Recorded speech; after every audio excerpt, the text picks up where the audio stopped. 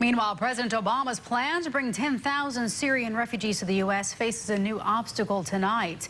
Tomorrow, House lawmakers will vote on Capitol Hill to demand tighter screening measures. This comes as governors in 31 states, including North Carolina, asked that the White House not relocate refugees to North Carolina. And tonight, North Carolina Attorney General Roy Cooper is weighing in on the matter.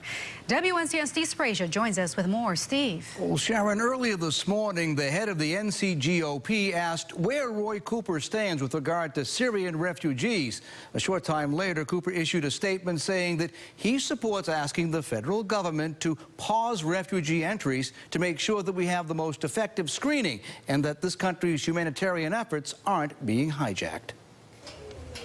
Federal statistics indicate about 2,200 Syrian refugees have been admitted into the United States since 2011, a little more than half of them children. But how are they vetted? Well, first they apply to the United Nations, which decides if they can be resettled. If the UN sends them to the United States, a 2-year screening process begins, which includes a medical evaluation, background checks, and interviews with Homeland Security officials specializing in Syrian and Iraqi refugees. However, vetting those refugees can be difficult given the situation in Syria because records there are hard to come by, and the U.S. has no permanent diplomatic presence in Syria, which adds to the problems in back-checking refugee histories.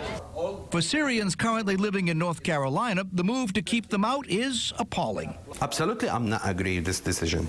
I hope it's not, nobody agree. Moham al-Hassani says he fled Syria because he's on ISIS's hit list. If they catch me, absolutely they kill me.